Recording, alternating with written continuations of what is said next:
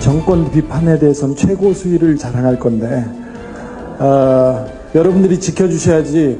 물론 여기 뭐 요원들이 몇 명 와서 녹음을 하고 있을 거예요. 사진을 찍는 건 자유고 녹음하는 것도 자유인데 어디다 올리지 마세요.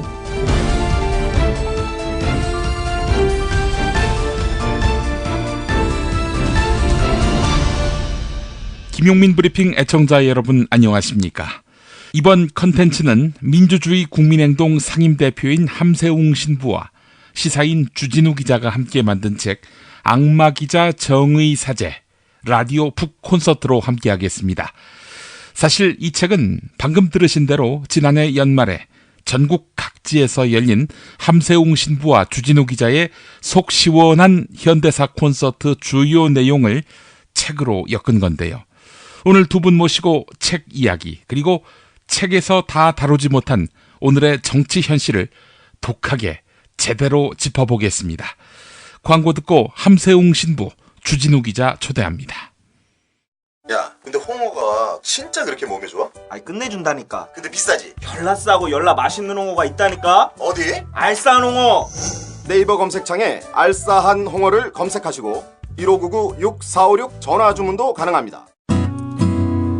중고차 거래하면 일이 술술 잘 풀리는 조광래 중고차 1800-9538 고맙습니다.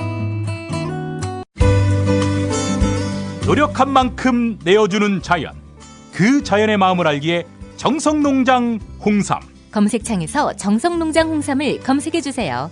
010-9754-6972 다이어트 전문 쇼핑몰 비타샵에서 수십 가지의 동결건조 채소 과일에 세 가지 단백질, 비타민, 미네랄과 효소를 간편하게 먹을 수 있는 그린 스무디 다이어트를 추천합니다.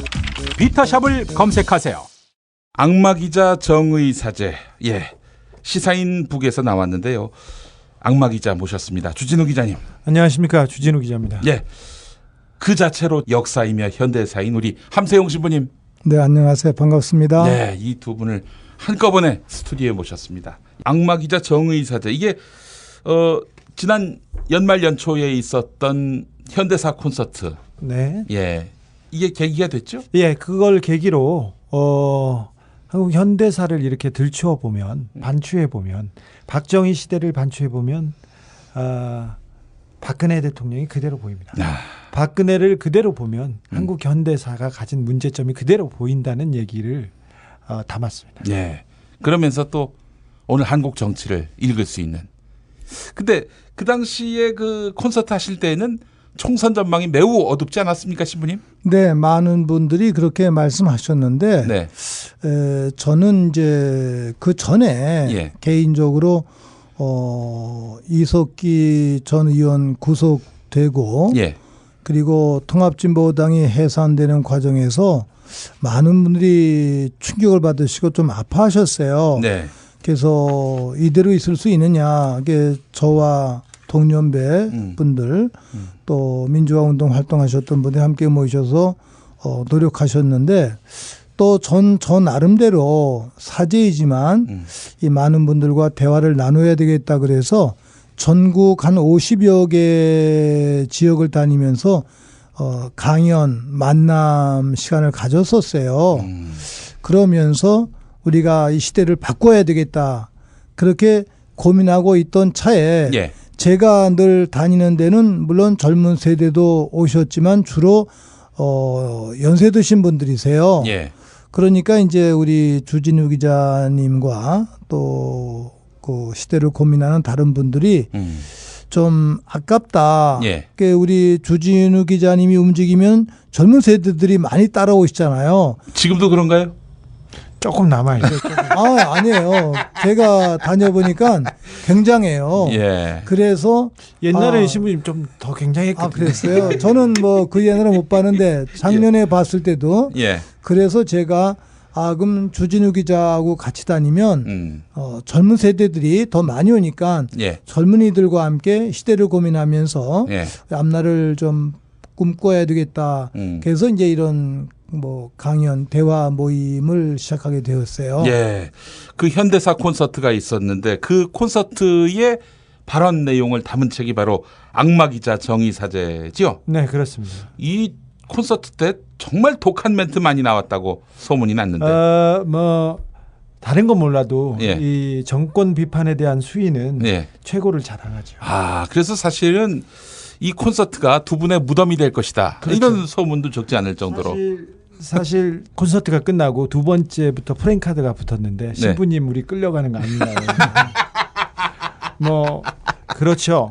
수위는 항상 그렇지만 최고를 자랑했습니다. 예. 사실은 우리 함세웅 신부님은 박정희도 제대로 경험하신 분 아닙니까? 네. 예. 박정희한테도 쓴소리를 하시다가 감옥 가셨죠. 76년 네. 3.1절 미사 예. 영동성당에서 봉헌하면서 네. 목사님들과 함께 그때 문익환 목사님 계셨고요. 네, 2부, 3부를 했는데 김대중 대통령도 오시진 못했고 예. 같이 이제 서명을 했는데 네. 이 박정희 그분이 이제 김대중 씨 이름만 들으면 경련을 일으켰다고 그래요. 예. 그런데 그날 그 서명자 명단에 김대중 전 대통령이 이제 있었던 거예요. 예. 이분이 이제 그날 3.1절 국가 경축일이니까 저녁에 좀 쉬고 있던 터에 네. 명동에서 미사 봉헌하는데 예. 김대중 대통령 성함이 여기 있다. 예. 이렇게 보고를 하니까 그냥 술 한잔 마시고 좀 취한 상태에서 기분도 언짢으니까 그냥 전원 구속해. 이렇게 명령을 했어요. 예. 그러니까 뭐 누구 하나 이의 제기도 못한 채 직원도 못한 채 예. 모두 다 구속이 되었죠. 예. 목사님들, 정치인들, 변호사들 그리고 미사 주관했던 저희 사제들 또 구속이 되었어요. 사실은 그냥 성당에서 미사 봉헌하고 순국 선녀들 기리면서 예. 또 우리 구속자들 석방을 염원했고 물론 민주주의를 염원했고 예. 뭐 이런 것에서 결과적으로 이제 박정희 유신 체제를 물론 비판했죠. 예. 또 신앙인의 이름으로 또 시민의 이름으로 역사의 이름으로. 예. 근데 그게 이제 화근이 되었던 것이었어요. 예. 신부님이 그렇게 말하니까 무슨 내용인지는 알겠는데 재미가 없어요. 그러면 책이 그럼 재미없는 걸로 사람들이 오해할까 봐 걱정이 아니에요. 이 책은 재밌죠. 그냥 예. 한번 보면은 쭉 그냥 빨려 들어가가지고 그렇지. 그냥 두 번, 그렇지. 세 번 보게 되어 있습니다. 그런 식으로 좀 해주세요. 알겠습니다. 또 주진희 기자가 명물이에요. 예. 이분이 저하고 대화한다고 그러고는 예. 자기 혼자 얘기를 다 해. 저는 얘기도 못했어요. 아니 말도 안 돼. 이거는 이거 정봉주 알잖아. 예. 저희가 이렇게 나는 꼼수다를 이렇게 하는데 정봉주가 말을 조금 덜 하지 않습니까? 그럼 그날 방송이 잘못됐다고 계속 호통을 치고 막 그랬어요. 그리고 자기 혼자 마구 떠들면 오늘 방송 좋아, 무조건 좋아 이렇게 하고 갔는데 신부님이 그런 좀 깔때기 요소가 있었어요. 그러시구나. 우리 유신 시대 정봉주. 네. 우리 그러고 보니까 신부님도 감옥을 다녀오셨죠. 그렇죠. 그때 가셨죠. 76년부터 가셨고 또 무슨 일만 있으면 잡혀가고 중정에 매번 끌려가시고 그러시죠. 고초를 당하시기도 했습니까? 아니요, 저는 뭐 설마 신부님을 물리적인 고통은 안 받았어요. 왜냐하면 우리는 이제 민주항영 관계자들, 인혁당 관계자들, 중앙정부에서 고문했다라고 막 항의를 했잖아요. 그러니까 저희들이 항의를 했으니까 우린 데려가가지고 우리 이렇게 고문 안 합니다. 이러는 거예요. 그 대신 밤잠은 못 자고 또 물리적인 욕도 많이 하고 심리적인 모욕도 고문. 하고 그런 건 그것도 외국에서는 사실은 고문이죠. 엄청난 고문이죠. 안 재우고 안 먹이고 그리고 우리 한국 사회에서는 그걸 고문이라고 안 그래요. 우리는 진짜 좀 물고문, 통닭구이 정도는 칠성판에 전기고문, 묶어다가 그런 걸 고문이라고 그러죠. 이제 신부님이 근데 이렇게 끌려가시면서 처음 끌려가셨을 때 그렇게 내복을 이렇게 끼워 입으셨어요? 끌려가지 않고 그냥 내 발로 갔어요. 네, 그냥. 잡혀갔을 때 처음 갔을 때 이렇게 내복을 입으셨어요? 처음에는 이제 가자고 그러는데 불안하잖아요. 중정이었죠. 중앙정보부에서. 그래서 어떡하나 해서 안 가겠다고 그랬더니 이제 뭐 가야 된다는 거예요. 그래서 이제 약속을 했어요. 어느 날 이제 가기로. 그래서 이제 먼저 고생하셨던 신부님들, 박상래 신부님 바로 지난주에 돌아가셨는데 그분이 이제 학생들 도와주시고 또 정의구현 활동을 앞장서셨는데 저보다 먼저 중앙정보부에 가서 고난을 받으셨었어요. 네. 그래서 그 신부님께 제가 찾아가 뵀죠. 예. 내가 내일 모레 낮에 중앙정보부에 가는데 어떻게 해야 됩니까? 그랬더니 이상하다 하고 낮에 안 들어가고 보통 밤중에 들어가서 막 때리는데 그러더니 혹시 그래도 모르니까 내복을 입고 가라고 예. 8월인데 삼복더위에. 그래서 내복을 입었죠. 예. 그냥 땀도 나고 막 그러는데 그래야지 좀 뭐 물리적으로 때려도 좀 덜 아프잖아요. 그래서 내복을 이렇게 입고 갔는데 그날은 이제 저를 외교구락부 그 남산 옆에 바로 식당이 하나 있었어요. 네. 예. 그리 가서 또 에어컨도 있는 자리였기 때문에 그냥 점심 대접받고 왔는데 말하자면 심리전으로서 우리가 누군지 좀 말로 협박을 하더라고요. 이렇게.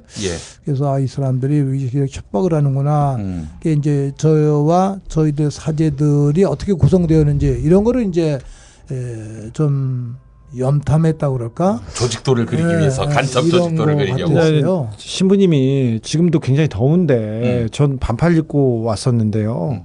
지금 김용민 PD도 반팔 입고 있는데 신부님은 스웨터에 자켓에 그리고 안에 내복도 입으셨어요. 근데 신부님이 중정 맨날 끌려다니시고 그다음에 감옥 가시고 그래서 추위를 많이 타세요. 그래서 너무 안타까워요. 그래서 여름에도 이렇게 옷을 끼워 입으세요. 그래서 여름에 신부님 모시고 이렇게 지방 어디 가지 않습니까? 그러면은 저는 더위를 많이 타니까 신부님이 걱정하시죠. 그러면서 주 기자 오늘은 에어컨 틀어 그러면서 29도에 맞춰 이렇게 해요.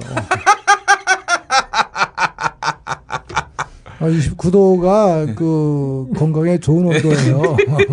그래서 항상 지방에 갈 때마다 너무 괴로웠었어요. 지금은 28도예요. 28도. 이거 좀 내려갔구나. 예. 알겠습니다. 미국 장사랑! 구렁이똥 이뻤다. 장이 살아야 내 몸이 산다. 배변 활동에 도움을 주는 건강기능식품입니다. 미궁 장사랑. 지금 검색창에 미궁 장사랑을 검색하세요. 음식 창업은 몬스터 셰프. 원가 창업은 몬스터 셰프. 창업의 끝판왕 몬스터 셰프. 네이버 검색창에 몬스터 셰프라고 쳐주세요. 상담 문의 458-8838 458-8838 몬스터 셰프. 정권 교체를 함께 염원하는 판촉물 쇼핑몰 네피알. 기념품, 답례품, 기왕이면 네피알로 인터넷 검색창에 입력하시거나 032-519-4800으로 전화하세요. 카카오톡 아이디는 네피알. 일산 라페스타에 있는 풍무 양고기 즉석에서 이 숯불에 구워먹는 양갈비하고 양꼬치 이거 맛보시면 다른 걸 찾지 않아요. 못하니요 시방 빨리 예약들 안 하고 031-902-9292. 신부님 지난 이제 박정희 정부를 돌이켜보고 지금 박근혜 정부를 돌이켜봤을 때 이 그림이 보이실 것 같아요. 이거 확실히 아버지 시대를 그대로 베껴서 지금 통치하는 거 아닙니까? 그 수준에서 그 인식으로. 그냥 좀 부끄러워요. 부끄럽고 이 뭐 박정희와 박근혜 두 사람만 비교할 일이 아니고 뭐 어떤 의미에서 2000년 전에 제가 신앙적 관점에서 말씀드리면 예수님이 희생되셨던 그런 시대와 또 오늘 또는 구약 시대 때 이스라엘 백성들이 에집트에서 노예살이를 했던 때 바빌론의 유배 생활을 했던 때 그때와 조금 더 다름이 없고 또 가깝게는 일본의 나라를 빼앗겼을 때 우리 신치호 선생님 같은 분이 쓰신 그 독립선언문 같은 글을 읽으면 우리 시대에 그대로 적용되는 문헌들이더라고요. 그래서 제가 개인적으로 묵상할 때는 인간의 그 본성, 악성이 존재하는 한 이 불의한 정권, 억압, 폭압은 늘 지속되는구나. 그래서 그 불의성을 타파하고 정화시키고 인간을 그 뭐 제자리로 가게 하는 회개랄까 그런 삶으로 이끌어야 되지 않을까 이런 생각하면서 매일 저도 개인적으로 이제 기도할 때마다 하느님 이 불의한 자들, 불의한 정권, 부패한 관료, 또 재벌, 또 잘못된 이 언론인들 깨우쳐 주시고 회개시켜 주십시오. 그리고 저와 또 우리 국민 신자들 모두를 또 깨우쳐 주십시오. 이렇게 예. 기도를 올리고 있거든요. 예. 그게 사실은 이 박근혜 시대를 지내면서 마음이 아프고 또 너무 부끄러워요. 우리가 일본을 지금 꾸짖고 있습니다만 일본을 꾸짖을 자격이 없는 게 예. 일본이 뉘우치지 않고 잘못을 고백하지 않는데 우리 지금 정권을 잡은 사람들 이 새누리당 예. 또 박근혜 청와대 예. 부패한 관료 예. 검찰 예. 판사 예. 이런 모든 사람들이 똑같은 거예요. 네. 그 친일의 악이 예. 바로 친일파들의 악이 우리 안에 내재되어 있습니다. 이제 그거를 우리가 정화시키고 깎아내려야 되겠다. 이런 생각하면서 우리 젊은 세대 분들과 함께 대화를 나누고 고민하고 있습니다. 이제. 예. 총선 때만 해도 이 국민이 이 앞을 보지 못하고 있구나 이렇게 생각했었는데 알고 보니까 국민들은 다 알고 있었어요. 종편이 아무리 왜곡하고 공중파에서 그리고 조중동이 아무리 왜곡을 하더라도 국민들이 가슴에 쌓아놨고 세월호 문제도 박근혜 그냥 혼이 빠져버린 그런 그 일탈 행위에 대해서도 다 알고 있구나. 오히려 국민은 정치인들보다 훨씬 더 높은 수준이구나 이런 생각에 희망을 갖지만 그럼에도 불구하고 저는 굉장히 뭉쳐서 열심히 싸워야 된다고 생각해요. 아직도 48대 52의 이 지형은 바뀌지 않았다고 생각해서 지금 1년이 내년 1년이 가장 그 현대사의 가장 중요한 시점으로 보고 저는 제가 할 수 있는 모든 거를 하겠다고 생각하고 있어요. 예. 그 일환으로 이 책을 냈고요. 예. 이 책이 좀 잘 돼야 내년에 제가 좀 뭘 할 수 있는 군자금을 마련해서 뭘 할 수 있는 일이 한 프로젝트가 3개 있어요. 이 자금뿐만 아니라 주진우 기자가 생각하고 있는 프로젝트의 영향력 이것도 커지게 되는 거겠죠. 네네. 그래서 이렇게 시작하는 부분인데, 저는 그 젊은 세대들한테 조금 얘기해주고 싶어요. 젊은 세대들한테 암담했던 현대사 얘기지만 그 가정에서도 함세웅 신부님처럼 의인들이 나타나서 이 역사의 물줄기를 도도히 진보하는 쪽으로 흐르게 했다는 그런 내용을 좀 얘기해주고 싶어요. 부끄러운 현대사지만 중간중간에 이렇게 뛰쳐나오는 의인들 때문에 우리 현대사는 자부심을 가질 만하다 이런 생각에 패배와 반역의 역사로만 한국 현대사를 이해하는 것은 그건 무리다. 이 안에 그 계속해서 활동하고 작용했던 의인들, 정의로운 사람들, 민주인사들 이분들의 발자취를 발견하면서 우리가 새로운 희망을 그릴 수 있고 만들 수 있다. 이런 말씀인 거예요. 네, 그렇습니다. 우리 신부님은 구약 시대로 말하자면은 예언자 같은 역할을 하신 거 아니겠습니까? 뭐 사실 너무 거창한 예언자들은 그때도 별 볼 일 없었습니다. 좀 말씀하신 대로 세상을 바꾸는 그 책무를 예언자적 소명이라고 얘기를 합니다. 이제 그러니까 저와 우리 동료 사제들 또 함께했던 많은 또 우리 동지들 신앙인들 그런 마음으로 살아왔습니다. 이제 성서의 교훈에 입각하고 또 박정희 시대를 정면으로 관통하신 민주화 운동 인사로서 박근혜 정부의 남은 400일 어떻게 전망하십니까? 400일이 남았냐? 얼마 전에 444일이었어요. 진짜로? 예. 아직도 그렇게 많이 남았냐? 1년 이상 남았습니다. 저는 그 성서에 나오는 종말론적 관점과 묵시문학적 해석으로 이미 이 박근혜는 단죄받았다. 단죄받았다. 멸망됐다. 좀 더 많이 받았으면 좋겠어요. 신부님 기도 좀 해주세요. 그걸 현상적으로 보셔서 그런 건데 이미 이거 단죄받은 거죠. 역사적으로 국민들을 통해서 시대 안에서 다만 그 거짓된 그 정부 기구가 관권이 작용을 해서 그걸 조작을 하고 있지만 이미 뭐 요새 이 검찰서부터 뭐 K 무슨 스포츠 무슨 뭐 미르재단 이거 하는 짓 보세요. 이게 완전히 죄악 아닙니까 이제. 그래서 이미 이건 망한 겁니다 이제. 그래서 복음 성서의 말씀을 우리가 또 인용해서 하자면 박근혜 이건 이미 단죄 받았다. 끝장이다.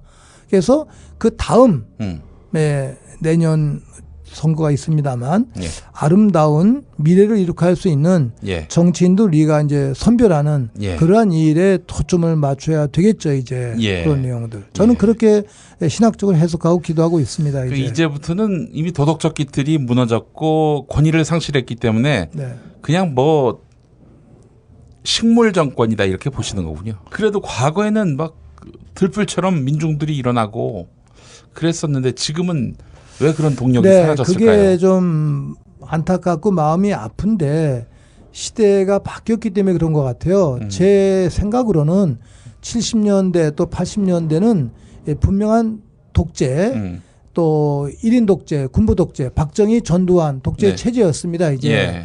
그래서 또 시대가 단순했기 때문에 이 박정희의 타파, 전두환의 타파를 부르짖으면 다 함께 이렇게 모이실 수가 있었는데 87년 6월 항쟁 이후에 시민사회가 다원화가 되었어요. 그래서 각자 영역에서 좋은 일을 많이 하시는데 좋은 뜻을 많이 하다 보니까 저희들의 힘도 분화가 되었습니다. 이제. 그래서 각자 자기 일에 충직하다 보니까 공동선, 큰 목적을 좀 놓치는 편이 있습니다. 이제. 그래서 정의를 실천하고 또 민주주의를 실천하고 통일을 실천하는 그러한 좋은 일을 실행함에 있어서도 조금 분산되어서 이기적인 접근을 하고 있습니다. 이제 그런 측면의 아쉬움인데 저는 늘 호소하기를 이때 다시 집약해야 된다. 자기 자리에서 충실한 것도 중요하지만 공동체의 선익을 위해서 공동선을 위해서 뜻을 모아야 된다. 이렇게 제가 말씀을 드리고 두 번째는 과거에는 정부를 비판하거나 또 진언을 하면 그대로 감옥에 갔었습니다. 바로 고문당하고. 네. 근데 지금은 통치 기술이 이렇게 발달되고 우리가 분화되었기 때문에 그렇게 물리적으로 고통을 안 주면서 경제적 자본주의 사회에서 돈으로 무슨 뭐 벌금이라든지 이런 식으로 이제 사람들을 괴롭히는 거예요. 밥줄을 끊어버리는. 그러니까 각자 자기 일이 바빠가지고 공동선을 좀 놓치는 것 같아요. 그래서 저는 저와 함께 모든 분들께 드리고 싶은 말씀이 개인의 자리와 또 개별 단체의 자리도 아름답지만 더 중요한 것은 함께 모여서 연대해서 전체 선익을 찾는 공동선을 찾는 민족의 선익을 찾는 그래서 이 불의한 정권에 대해서 우리가 함께 목소리를 낼 수 있는 그러한 그 연대의식이 필요하다. 이런 것을 늘 말씀드리면서 호소하고 기도하고 있습니다. 주진우 기자님. 이 정권을 어떻게 해야 됩니까? 이 정권이 혼을 중시하기 때문에 혼을 중시한다. 잘 얘기를 들어보면 저는 무당들이 지배하는 세상 같아요. 제가 취재한 바로는 정말 맛있다. 이 말 한마디면 모든 게 설명됩니다. 30년 전통 자연의 이로움을 담은 김치 이담채 김치 1544-4586 1544-4586 술자리 많은 요즘 3차까지 달린 당신을 위한 필수품 전창걸의 새싹 땅콩차 이제 속쓰림은 잊으세요. 070-8635-1288 070-8635-1288 영화 자백을 만든 최승호입니다. 드디어 자백이 10월 13일 개봉합니다. 간첩을 조작하고 국민을 속여온 국정원 이대로 둘 수 없습니다. 대한민국을 바꾸는 모험에 함께 나서주십시오. 여러분들이 희망입니다.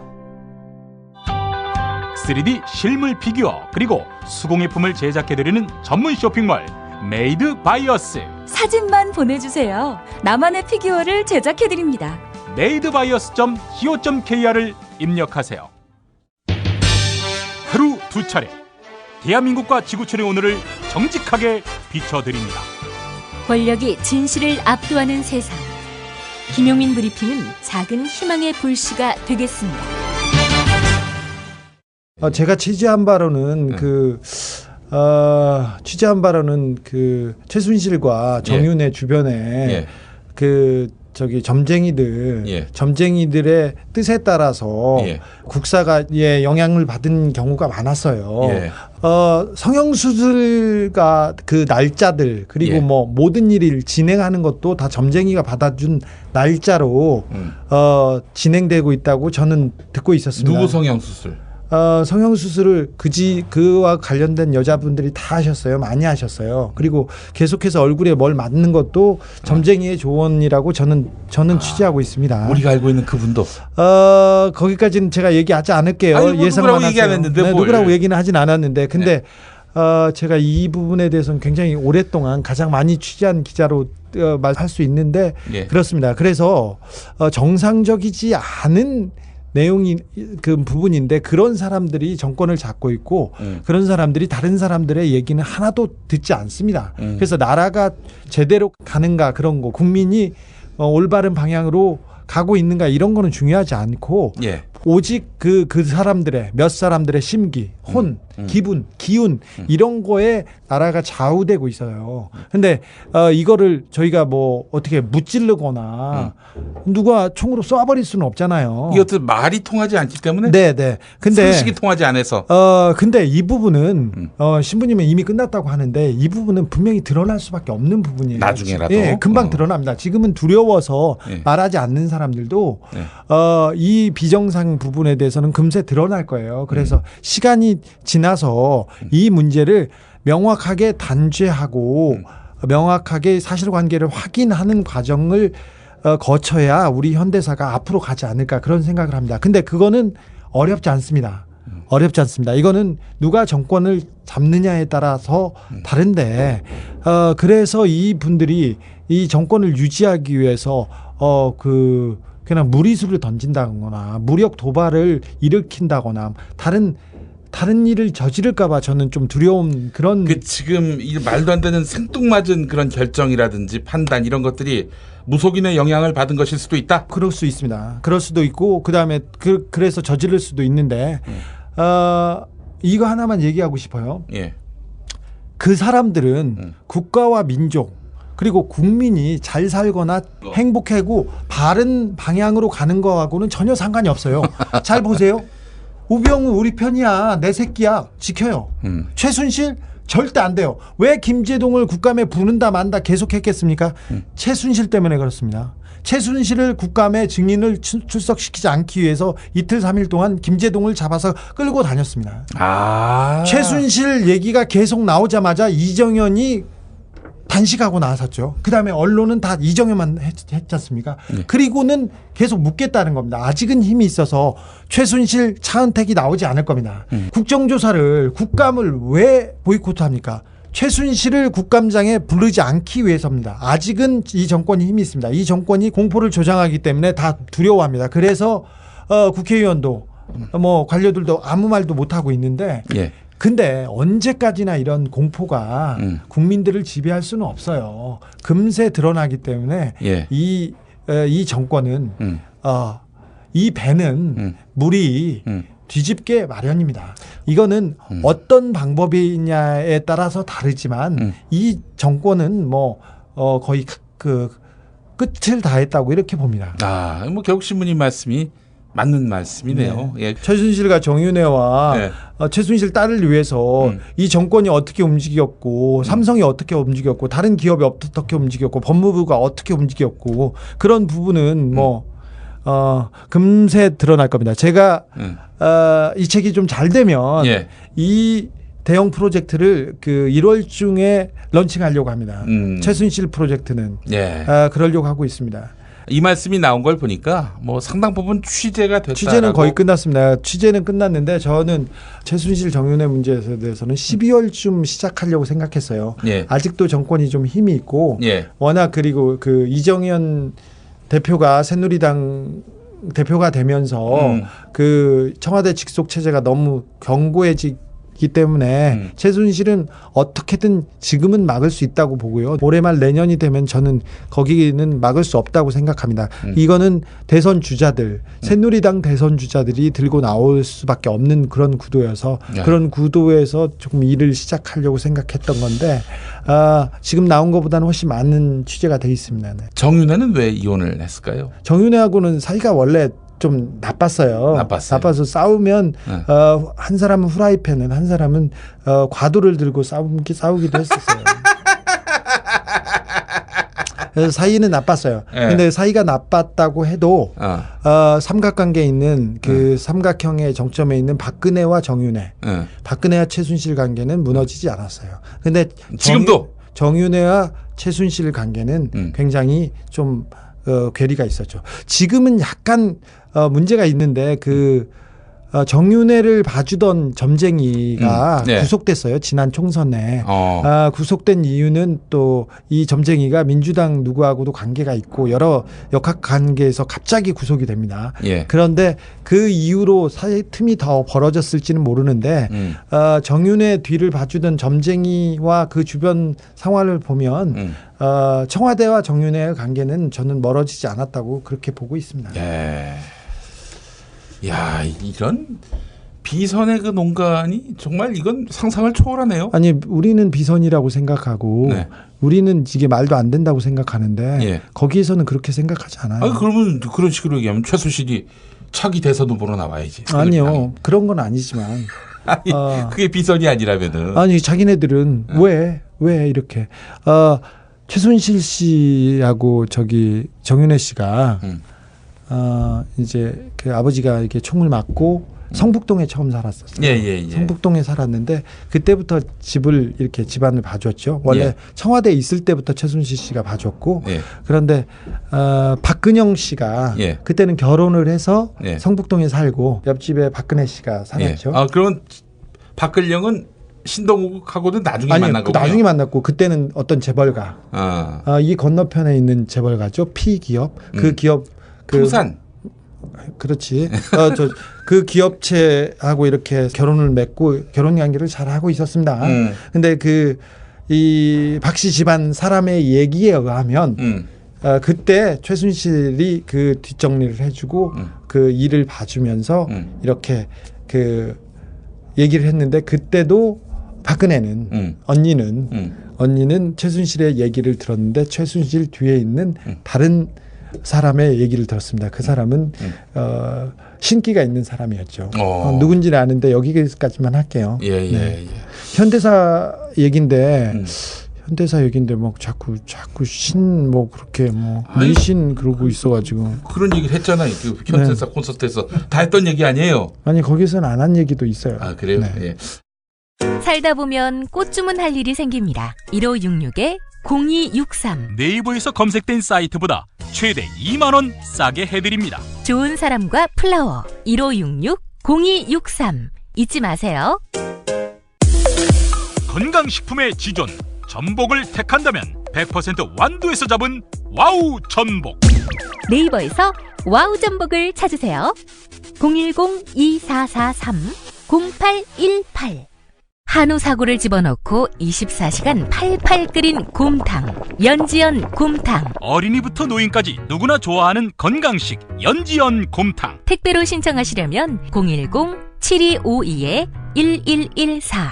네, 지금 여러분께서 함께하고 계시는 방송은 함세웅 신부와 주진우 기자의 신간 악마기자 정의 사제 라디오 북 콘서트입니다. 아니, 그 신부님, 그 박정희 시대의 최태민, 그 사람도 종교인의 행세를 하지 않았습니까? 그랬죠. 최태민이 박근혜한테 어떤 영향을 미쳤다고 알고 계세요? 최근에 그 79년 당시에 중앙정보부에서 조사했던 수사 보고서가 공개가 되었더라고요. 이렇게 저는 이제 그 전부터 그 내용을 이렇게 들어서 알고 있습니다. 신부님, 저희 그 내용 다 들었지 않습니까? 작성한 분한테. 그랬잖아요. 그랬나요? 네, 그렇죠. 이게 보도를 통해 접하신 것처럼 슬쩍 그렇게. 우리 브리핑 받았잖아요. 주 기자 말씀하세요. 말씀하세요. 무슨 말씀? 그런데 이제 그 내용이 이제 지금 요새 뭐 K 재단인가 뭐 스포츠 재단인가 이런 거 나온 걸 봐서 아 이게 때가 됐구나. 성경 말씀도 감추어진 것은 알려지게 마련이고 비밀 모두 다 공개되게 마련이다라는 성경 말씀이 있듯이 이게 뭐 정말 손으로 하늘 가리는 거라고 그러지 않습니까? 이제 그런 의미에서 이 부분이 이제 나오는데 저는 지금 이제 이 박근혜 정권에 있어서 이 부분은 이제 박근혜 한 사람을 탓하기보다는 우리 시대적인 그 자성이 있어야 된다고 제가 생각을 해요. 예를 들어서 79년 이제 박정희가 이렇게 사살된 다음에 그 유신을 저희 아버지가 이제 보수적인 개신교단 목사님 아니었습니까? 최근에 아주 충격적인 얘기를 들었습니다. 박정희가 죽었을 때 만세를 부르셨다는 거예요. 누구? 우리 아버님 목사님 신부님은 감옥에 계셨거든요. 그때 감사기도 올리셨어요. 아니 그렇죠. 근데 이제 그 뒤에 그걸 제대로 유신을 청산을 못했어요. 그게 우리가 45년 해방되었을 때 일제 잔재를 제대로 청산하지 못한 게 그 이후에 원죄인 것처럼 또 박정희가 죽은 다음에 유신 체제를 제대로 청산하지 못했어요. 그렇죠. 그러한 부분에 대한 그 업보 이게 우리가 안고 있는 이제 원죄라고 제가 생각을 했는데 그 말씀은 최태민의 적폐를 제대로 파헤치고 그것도 맞죠. 이제 처단하지 못했기 때문이다. 그런데 이제 그때 최태민 그 사람이 이제 그 당시에 이제 강원도에 어디 유배 갔다가 와서 또 전두환 신군부에 의해서도 또 이제 포항사에 가서 조사도 받고 이랬었는데 그때 이제 또 그 부분이 이제 잘 정리가 되질 못했죠. 이제 그런 측면 속에서 됐는데 저는 이제 그 최태민 씨 그것뿐만이 아니라 그 뒤에 김대중 대통령이 이제 된 다음에 사실 그 과거에 대한 것을 분명하게 좀 정리했어야 되는데 오히려 오늘의 박근혜를 키워준 게 김대중 시절이었거든요. 그리고 또 북한에도 가게 하고 갔다 오고 또 박정희와 화해한다고 그러면서 했던 일반 그 좀 미숙한 그 화해에 대한 이것이 오늘날 이명박, 이 박근혜 이런 악귀들, 악귀들의 출몰을 그 이뤄낸 것이고 지금 우리 또 김 선생님 말씀하시는데 악귀라고 그러니까 생각이 나네요. 성서에 보면 그 7마귀 든 사람의 그 악마를 쫓아냈는데 그 마귀들이 쫓겨났다가 뭐 어디 허공을 떠나다가 보니까 갈 데가 없는 거예요. 와봤더니 깨끗하게 청소가 돼 있어요.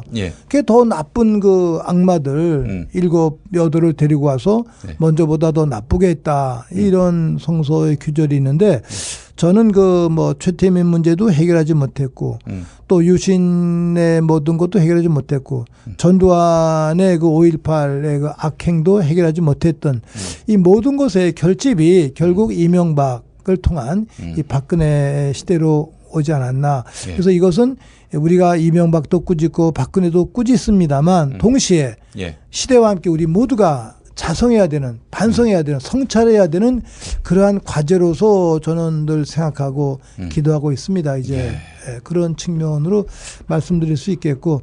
이 사실 종교가 이 갈피를 잃을 때 그런 사이비들이 나타나서 정치와 결탁해서 혹세범이 나는 거 아니겠습니까? 그런 차원에서 짚어주셨고 누구를 만났다는 거예요 도대체? 누구를? 최태민 관련해서. 다 만났지. 다 만났어요.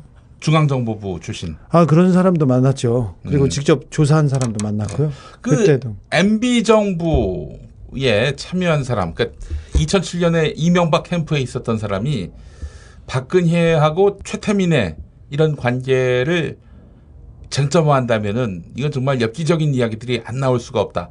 정두원 전 의원도 그런 얘기했었고요.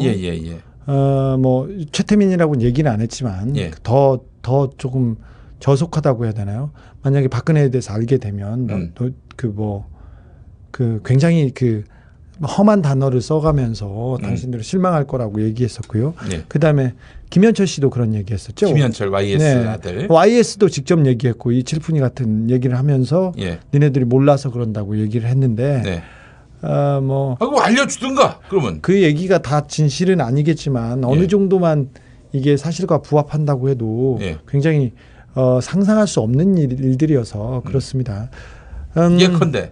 예컨대가 뭐가요?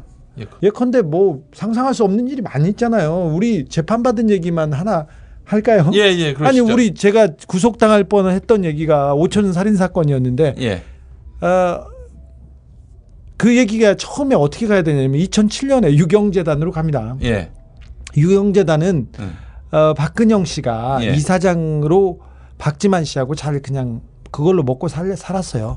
박근혜 씨는 그 전에는 영남대학교하고 정수장학회를 그 관할하게 돼 있었죠.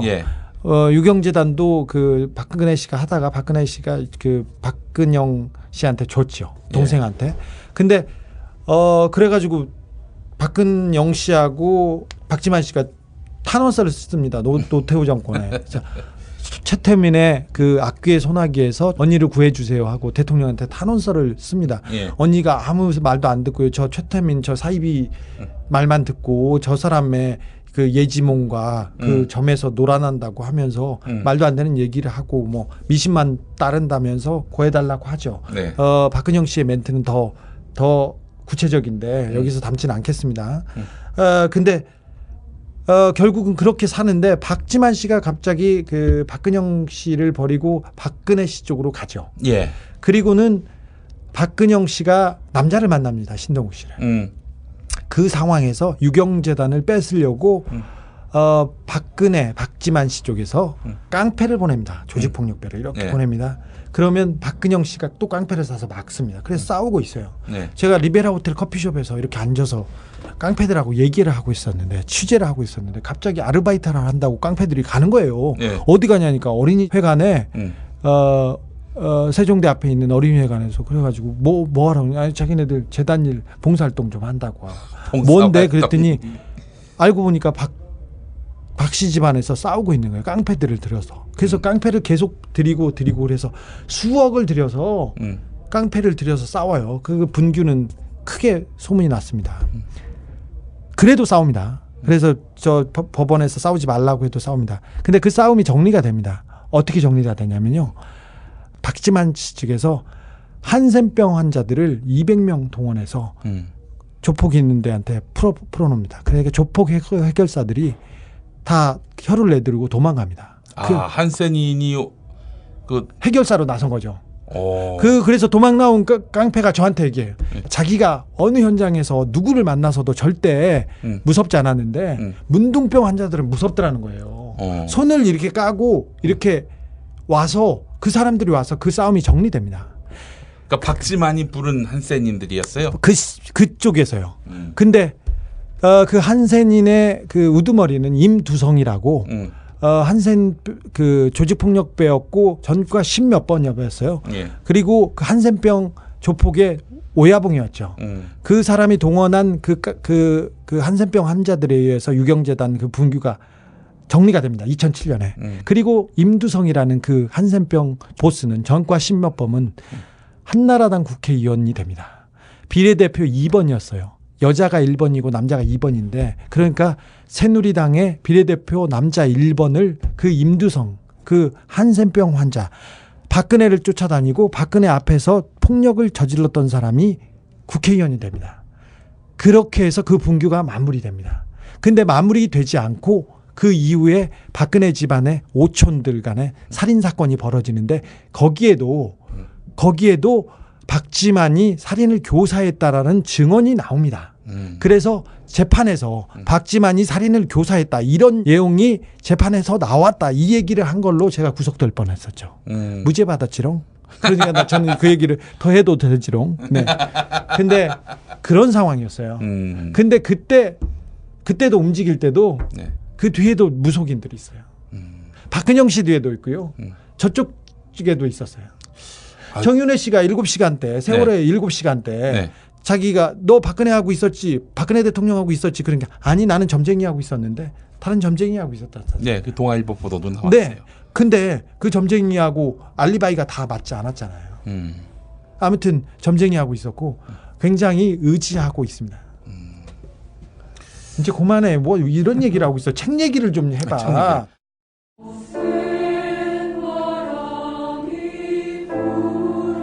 전태일 열사의 어머니, 노동운동가 이소선 여사를 기리는 이소선 합창단의 초청 공연에 여러분을 초대합니다.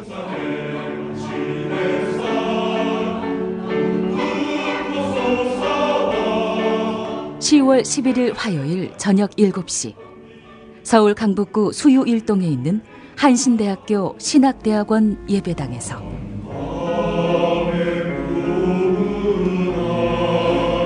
투쟁 현장에서 가슴으로만 났던 이소선 합창단의 선율, 가을의 중심에서 함께 만나보세요.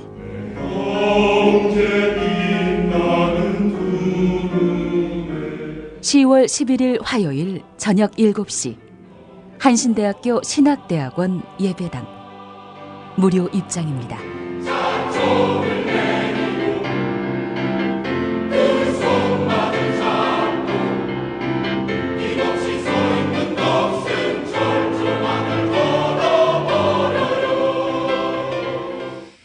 네, 민주주의 국민행동 상임대표인 함세웅 신부와 시사인 주진우 기자가 함께 만든 책 악마 기자 정의 사제 라디오 북 콘서트로 함께하고 계십니다. 자, 이런 주진우 기자가 또 큰 프로젝트를 지금 도모하고 있고 이 책이 나름대로 많이 사랑을 받아야 사실은 그 프로젝트에 힘이 실린다는 얘기인데 네, 근데 무슨 프로젝트예요? 제가 첫 책은 대한민국에서 예판 2만 부 넘게 예판, 그러니까 책이 나오지도 않았는데 팔려서 그 기록을 가지고 있어요.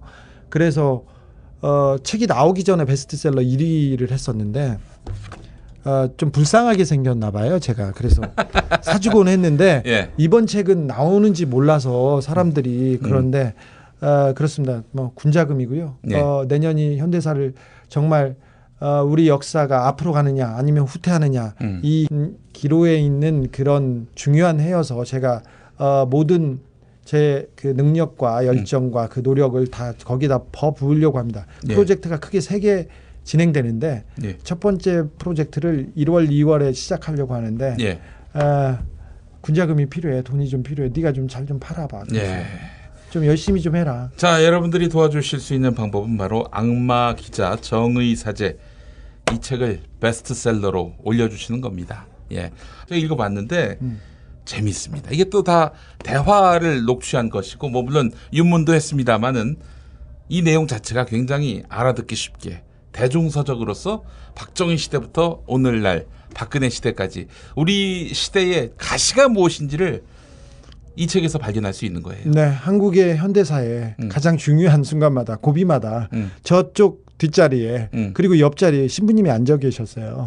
그래서 그때마다 느꼈던 경험과 그때 판단했던 판단력을 이렇게 보면 우리 시대를 어떻게 살아가면 훨씬 가치 있고 그리고 밝고 맑고 건강하게 잘 살 수 있는지 그런 지혜도 담겨 있다고 봅니다. 그래서 좀 사랑해 주셨으면 합니다. 네. 그러면 아까 말했듯이 한국 현대사가 저도 그랬어요. 한국 현대사를 잘 알지 못했을 때는 신부님을 만나지 못했을 때는 그리고 김용민과 제가 주진우의 현대사를 진행하지 않았을 때는 한국 현대사 너무 후지다고 생각했어요. 쿠데타했고 쿠데타 세력들 친일파들이 아직도 정권을 잡고 있으니 얼마나 후져요. 네. 사실은 이런 거는 콩고나 가나 뭐 그런 아프리카 후진국에서 일어나는 일이잖아요. 쿠데타도 예. 그렇고 예. 쿠데타로 그 독재했는데 독재자가 총 맞아 죽었는데 총 맞아 죽은 독재자의 딸이 대통령이 됐어요. 부끄러워 죽겠어요. 그것도 선거로. 네.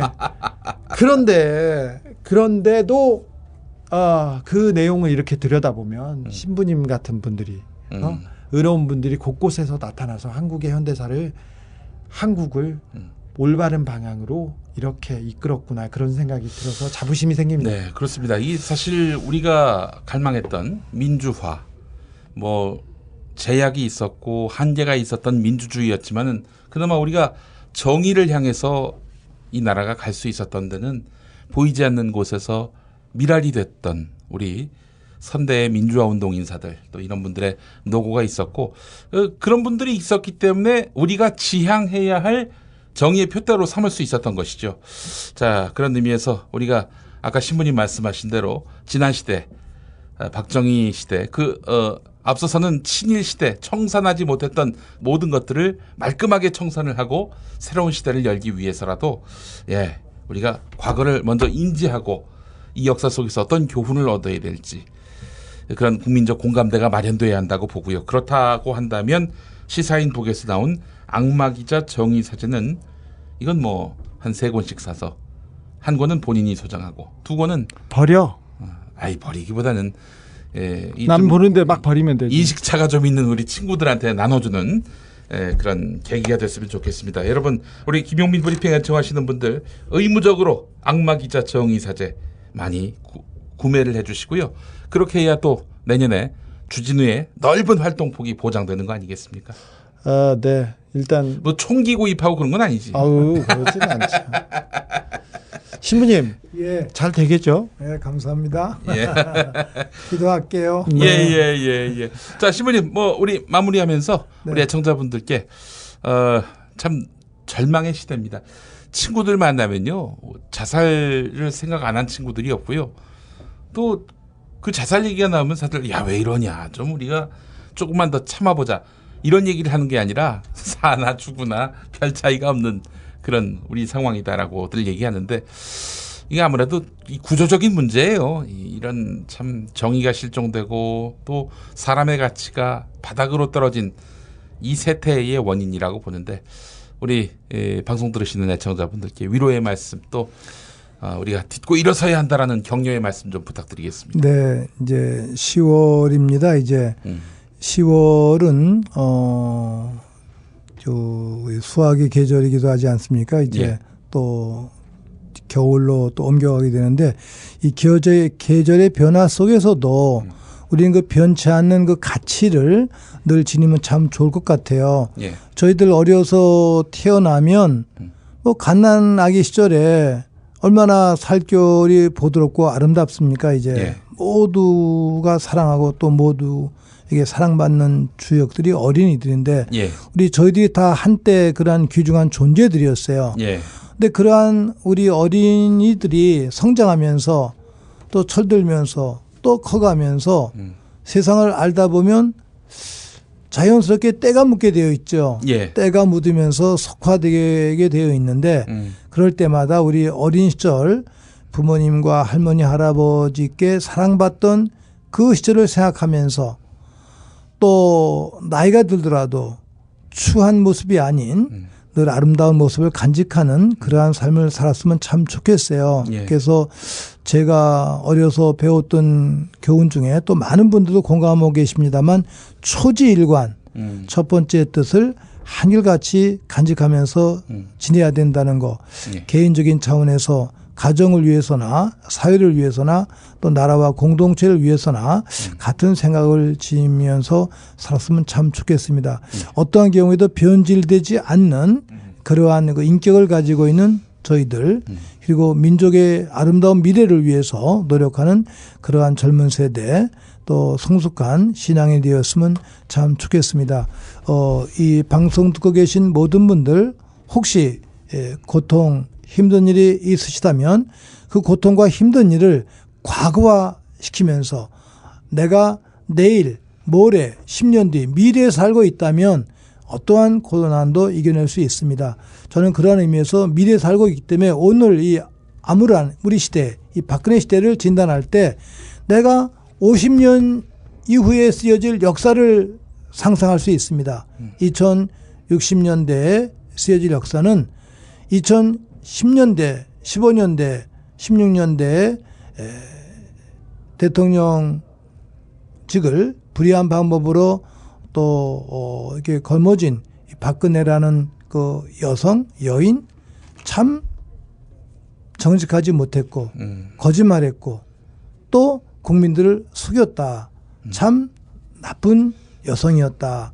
이렇게 평가가 될 겁니다. 이제 그러한 그 미래를 우리가 살면서 오늘의 현실을 이겨냈으면 참 좋겠다고 생각합니다. 모든 분들의 영육간 건강을 기원합니다. 고맙습니다. 네, 감사합니다.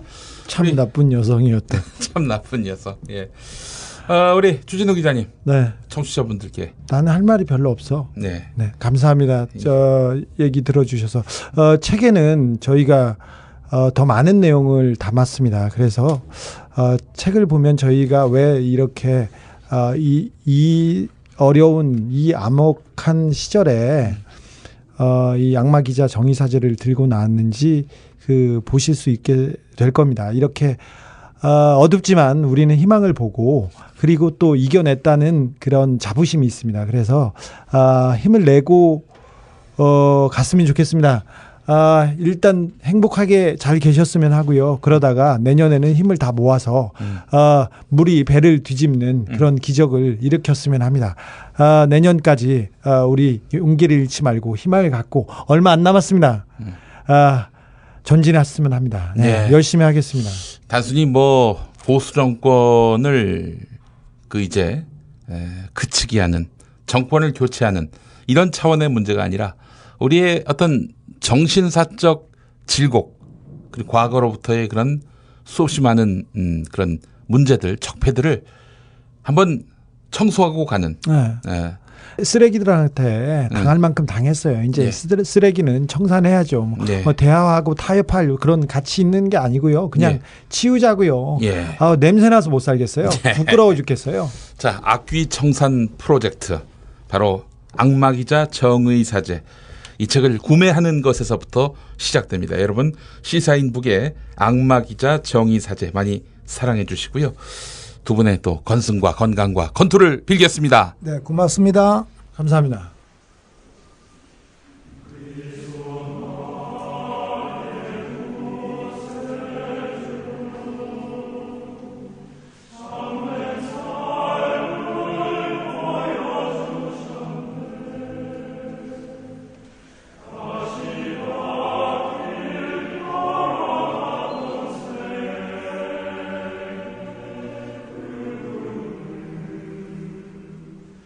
나를